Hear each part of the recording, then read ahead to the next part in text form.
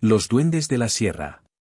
Esta historia me la contó el profesor Miguel, un hombre que había pasado parte de su vida enseñando en las escuelas rurales. Recuerda con precisión los detalles de uno de sus primeros trabajos, un encargo que le hicieron en la sierra de Oaxaca.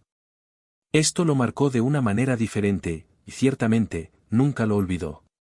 Era un joven idealista cuando lo enviaron a una pequeña escuela en una comunidad remota, sin saber que ahí, entre las montañas y los bosques, enfrentaría algo que ni los libros ni su formación podían enseñarle a manejar. La escuela estaba ubicada al borde del pueblo, un edificio humilde con techos de lámina y paredes de adobe. Los pequeños eran amables y curiosos, y los padres, aunque reservados, agradecían que alguien viniera a enseñarles a sus hijos. El profesor Miguel se instaló en una pequeña cabaña que le ofrecieron cerca de la escuela. Estaba emocionado por empezar su carrera como maestro. Sin embargo, no pasó mucho tiempo antes de que comenzaran los problemas. Las primeras semanas transcurrieron tranquilas, pero una noche, mientras corregía unos trabajos en su cabaña, escuchó ruidos extraños. Eran como pequeños pasos, como si alguien estuviera corriendo alrededor de la casa. Se asomó por la ventana, pero no había nadie. Pensó que tal vez era algún animal del bosque y no le dio más importancia. Al día siguiente, algunos objetos en la cabaña estaban fuera de lugar. Las cosas que había dejado sobre la mesa estaban revueltas y tiradas en el suelo. Los libros se habían caído de los estantes. Lo atribuyó al viento, aunque en el fondo sabía que las ventanas estaban cerradas. Trató de no preocuparse y volvió a la rutina diaria. Los ruidos y las cosas fuera de lugar continuaron. Cada noche escuchaba esos pequeños pasos, a veces, brisas suaves, como si un grupo de niños estuviera jugando afuera en la oscuridad. Los objetos desaparecían y reaparecían en lugares extraños, como si alguien estuviera jugando con él. Miguel comenzó a ponerse nervioso, durmiendo mal y sintiendo una presencia inquietante en la cabaña. Un día, decidió hablar con los habitantes del pueblo sobre lo que estaba pasando. No sabía cómo abordar el tema, pero durante una conversación con una de las madres de los niños, se animó a mencionarle lo que le estaba ocurriendo. Fíjese que he estado escuchando cosas raras en la cabaña, dijo, intentando sonar casual. Ruidos y, bueno, cosas que desaparecen y aparecen en lugares distintos. La mujer lo miró con una expresión que él no supo leer al principio. Luego suspiró y se santiguó. Son los duendes, maestro, dijo en voz baja. Les gusta jugar con los forasteros. Miguel frunció el ceño. No creía en duendes ni en nada sobrenatural, pero la seriedad en los ojos de la mujer le hizo sentir un escalofrío. ¿Duendes?, repitió, intentando no sonar incrédulo. Sí, maestro. Los duendes de la sierra son traviesos y, a veces, si no les gusta a alguien, pueden ser muy molestos. Tal vez están probando su paciencia. Esa noche, los ruidos se hicieron más intensos. Los pasos alrededor de la cabaña se volvieron más fuertes, como si algo golpeara las paredes. Miguel se sentó en la cama, tenso, escuchando los extraños sonidos. Se armó de valor y salió con una linterna, pero al alumbrar alrededor de la cabaña no vio absolutamente nada. Solo estaba él en la oscuridad, rodeado por el denso monte. Volvió adentro, convencido de que alguien le estaba jugando una broma, tal vez los niños del pueblo. Pero justo cuando se sentó en la cama, sintió un golpe en la pierna. No fue un golpe fuerte, pero sí lo suficientemente claro como para hacerle soltar un grito de sorpresa. Se levantó de un salto, alumbrando con la linterna a su alrededor. No había nadie. El golpe fue seguido por otro, esta vez en el brazo, y luego otro en la espalda. No era doloroso, pero sí aterrador, era como si manos invisibles lo estuvieran empujando y pellizcando. Salió corriendo de la cabaña, gritando y agitando la linterna en todas direcciones. Pasó la noche en la escuela, sin saber qué hacer ni a quién acudir. A la mañana siguiente, exhausto y asustado, fue a ver a un anciano del pueblo. Don Juan era conocido por saber de ese tipo de cosas. Le contó lo que había estado ocurriendo, esperando que el anciano se riera de él, pero don Juan lo escuchó con atención, asintiendo lentamente. Sí, maestro, los duendes son traviesos. Pero a veces son guardianes del lugar. Les molesta cuando alguien nuevo llega y no les muestra respeto. Creo que te están probando, muchacho. Miguel no sabía qué responder. ¿Cómo se podía mostrar respeto a algo que ni siquiera sabía que existía? ¿Qué debo hacer entonces? Preguntó, sintiéndose extraño al pedir consejos sobre algo tan irreal. Debes hacerles una ofrenda. Lleva algo dulce, como dulces o frutas. Déjalos por el monte y habla con ellos. Diles que no quieres hacerles daño, que estás ahí solamente para enseñar a los niños y que respetas su territorio. Esa noche, Miguel hizo lo que le dijeron. Llevó una pequeña canasta con frutas y dulces al borde del bosque, cerca de la cabaña. Se sintió tonto hablando al aire, pero estaba desesperado. No quiero problemas, dijo en voz alta, sintiéndose ridículo. Solamente estoy aquí para enseñar. Les respeto y les pido que me dejen en paz, por favor. Dejó la canasta y regresó a la cabaña, con el corazón acelerado. Esa noche, como era costumbre, estuvo esperando los ruidos y los golpes, pero no ocurrieron. Por primera vez en semanas, la cabaña estuvo en silencio. Miguel se quedó despierto esa tarde esperando que algo pasara, pero no pasó nada. Finalmente, se quedó dormido, cuando despertó a la mañana siguiente, sintió que un peso se había levantado de sus hombros. Pasaron los días y las noches, los ruidos y los golpes no volvieron. La canasta que había dejado en el bosque desapareció, y Miguel decidió no preguntar ni pensar demasiado en ello.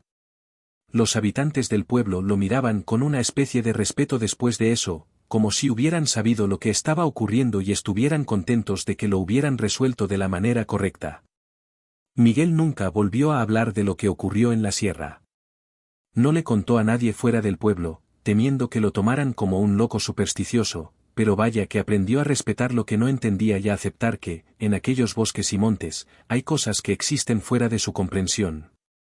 Y aunque nunca volvió a ver o sentir la presencia de los duendes, sabía que estaban allí, observándolo, cuidando su territorio y protegiendo a las personas que lo respetaban. Una historia de brujería. Nunca fui de las personas que creen en brujería o cosas paranormales. Crecí en la ciudad, con la cabeza llena de ideas racionales y modernas, pero lo que viví aquel verano cambió por completo mi manera de ver el mundo. Tenía 24 años cuando decidí visitar a mi abuela en su pequeño pueblo, un lugar apartado, rodeado de montañas y lleno de leyendas y supersticiones. No era la primera vez que iba, pero sí la primera en muchos años. Llegué justo a tiempo para una de las festividades locales, una celebración que reunía a todos los habitantes del pueblo en la plaza central. Había música, baile, comida y un ambiente festivo que me hizo olvidar por un momento el ritmo frenético de la ciudad. Mi prima Clara, que vivía con mi abuela, me acompañó a la fiesta. Me presentó a algunas personas del pueblo que no conocía o que no recordaba. Todo iba bien hasta que tuve un encuentro con una chica que no había visto antes. Fue algo que surgió de la nada. Nos cruzamos cerca de los puestos de comida, y sin motivo aparente, empezó a empujarme y a insultarme. Me llamó arrogante y fuereña. Yo, sorprendida por su actitud, le respondí que se calmara. No quise ser grosera, pero su comportamiento me sacó de quicio. La chica me miró con odio, con unos ojos oscuros llenos de rencor que me hicieron estremecer. Finalmente, se alejó, lanzándome una última mirada de desprecio. Mi prima, que había estado un poco más atrás, se acercó rápidamente. No debiste responderle, me dijo en voz baja, con preocupación en los ojos. ¿De qué hablas? Le respondí, todavía molesta. Ella fue la que me atacó sin motivo. Clara me miró fijamente, como si dudara en decirme algo. Es que esa chica es la hija de una bruja, dijo finalmente. Todos aquí lo saben, y es mejor que no te metas con ella. Me reí nerviosa, pensando que solamente eran supersticiones de pueblo. Pero había algo en la mirada de Clara y en la forma en que la chica me había mirado que me dejó intranquila. Decidimos no decirle nada a mi abuela para no preocuparla. Los días siguientes a la fiesta fueron una pesadilla. Me enfermé de repente, sin razón aparente. Empecé a tener fiebres altas, vómitos y una sensación constante de debilidad. Al principio pensé que era solo una gripe o una infección estomacal, pero los síntomas empeoraron con el tiempo. Pasaba las noches en la cama, sudando y temblando, mientras sentía que algo oscuro y pesado me oprimía el pecho. Mi abuela y Clara estaban preocupadas. Probaron con remedios caseros, tés, hierbas y baños de agua fría, pero nada parecía funcionar. Fue entonces cuando mi abuela decidió que era hora de buscar ayuda. Una mañana, entró en la habitación y me miró con una expresión que nunca había visto en su rostro. Mi hija, no te vayas a espantar, pero voy a traer un curandero, dijo con voz firme. Yo no estaba en posición de discutir. No podía más con el dolor y el malestar, así que asentí débilmente. Clara fue a buscarlo y, una hora más tarde, un hombre mayor, con el rostro curtido por el sol y los años, entró a mi habitación. Traía consigo una bolsa de tela llena de hierbas, amuletos y otras cosas que no pude identificar. El hombre me miró detenidamente, como si pudiera ver algo que yo no podía. Me pidió que le contara todo lo que había pasado en los últimos días. Cuando llegué a la parte de la fiesta y el altercado con la chica, mi abuela, que había estado callada hasta ese momento, me interrumpió. Esa familia, murmuró con voz tensa. Practican brujería. La gente siempre ha dicho que no es seguro meterse con ellos. Sentí un escalofrío recorrerme la espalda. Recordé la mirada de la chica, el odio en sus ojos, y un nudo se formó en mi estómago. ¿Podía ser posible? ¿Realmente me había hecho algo? El curandero no dijo más. Se puso a trabajar de inmediato. Encendió velas y quemó hierbas. La habitación se llenó con un fuerte olor. Empezó a recitar oraciones mientras pasaba hierbas alrededor de mi cuerpo. Sentía como si una corriente de energía me recorriera, como si algo se moviera a través de mí, algo pesado que no podía ver. A medida que el hombre continuaba, empecé a sentirme un poco más ligera. El peso en mi pecho disminuyó y la fiebre comenzó a bajar. Sentí como una parte de mí, la que estaba llena de miedo y angustia, se relajaba, dejándome respirar más fácilmente. Me pareció una eternidad. El curandero terminó, me miró con seriedad y me dijo que debía irme del pueblo en cuanto pudiera, que debía alejarme de esa familia, especialmente de esa chica, para evitar que me hiciera más daño. Mi abuela y Clara asintieron, y aunque estaba débil, supe que tenía que hacer caso.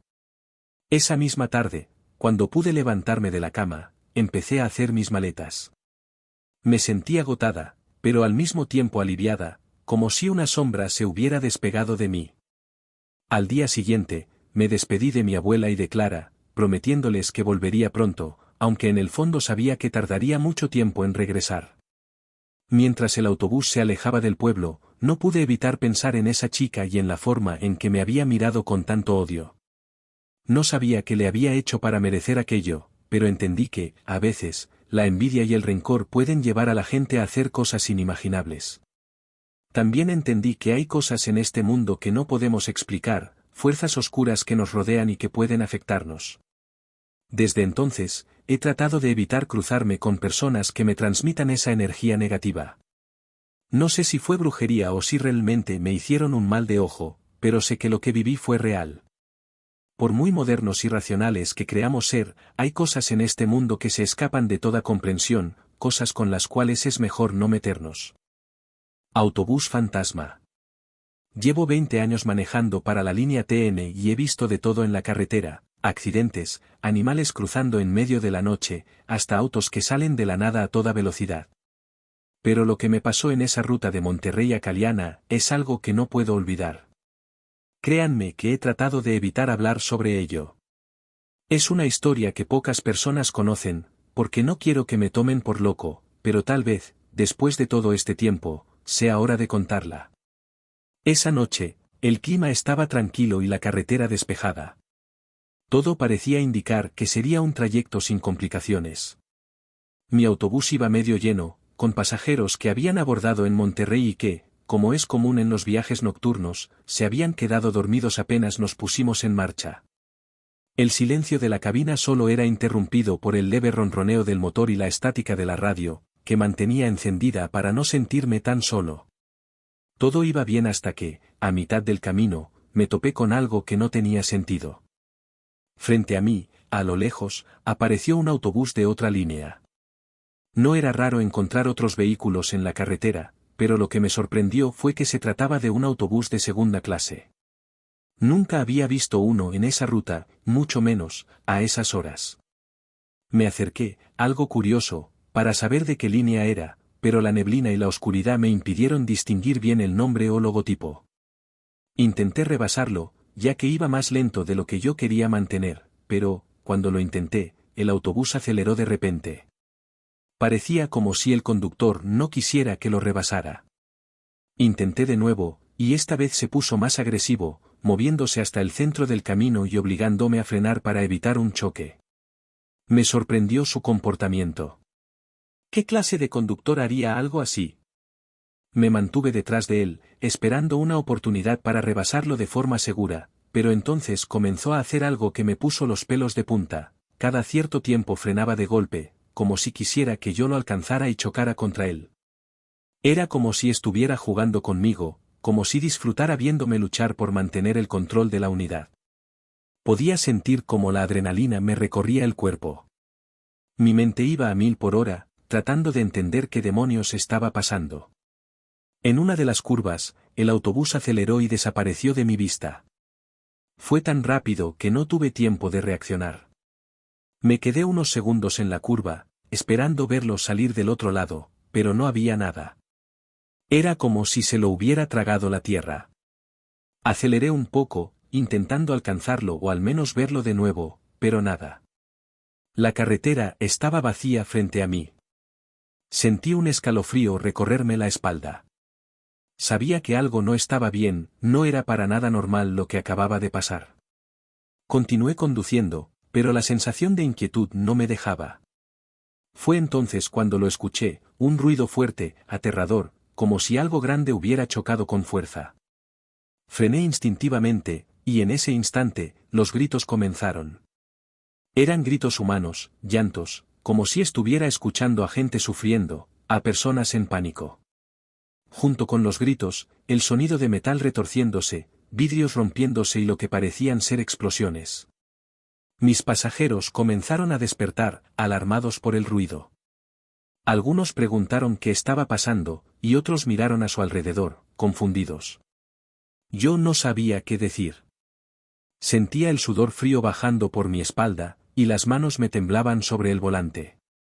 Voy a detenerme unos minutos. Por favor, quédense tranquilos, anuncié con la voz más calmada que pude lograr, aunque por dentro estaba al borde del pánico. Me orillé en la carretera y salí del autobús, diciéndoles que iba a caminar unos metros para calmarme. El aire fresco de la noche me golpeó el rostro, pero no me hizo sentir mejor.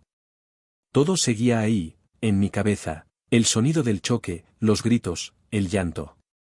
Miré a mi alrededor, esperando ver alguna señal del autobús que había estado frente a mí, pero no había nada. La carretera estaba completamente. La carretera estaba vacía y silenciosa. Volví al autobús, y después de unos minutos, los pasajeros me miraban con curiosidad y preocupación, pero ninguno dijo nada. Subí a la cabina, y tras un momento, retomé el camino.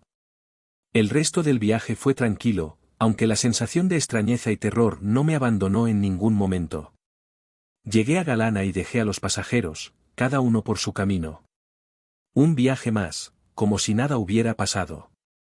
Créanme, amigos, no pude dejar de pensar en lo que ocurrió esa noche. Me pregunté si había sido solo mi imaginación, si tal vez estaba cansado y había visto cosas que no debían estar ahí.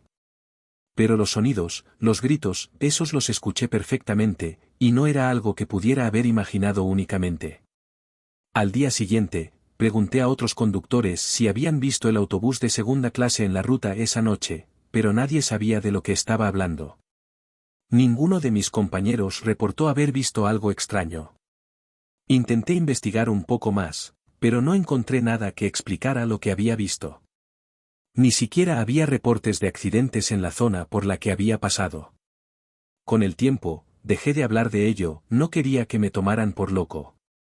Había algo en la forma en que los otros conductores me miraban cuando lo mencionaba, algo que me hacía sentir incómodo.